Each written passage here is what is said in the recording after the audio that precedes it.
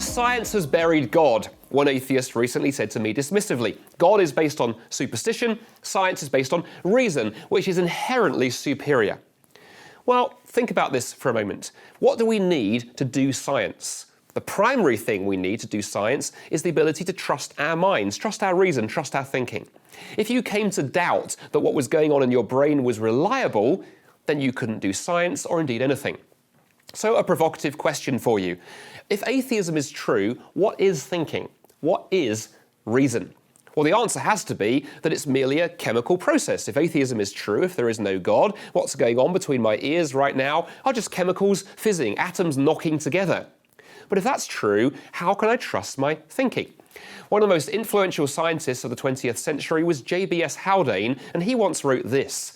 He said, "If my mental processes are determined purely by the motion of atoms in my brain, then I have no reason to trust that my beliefs are true. They may be sound chemically, but I cannot be sure they are sound logically." But the problem runs deeper than that. If atheism is true, then the current state of my brain is determined purely by the previous state of my brain. It's merely the long outcome of a series of purely physical, purely deterministic processes. If I line 1,000 dominoes up across the floor in front of me and I knock over the first domino and it knocks over the next and the next and the next and so forth, by the time we get to the 1,000th domino, we haven't suddenly got reason or reliability or truth. We merely have a deterministic process working out. And the same would be true of our brains. Why could we trust the thoughts that they produced? But there's one last problem.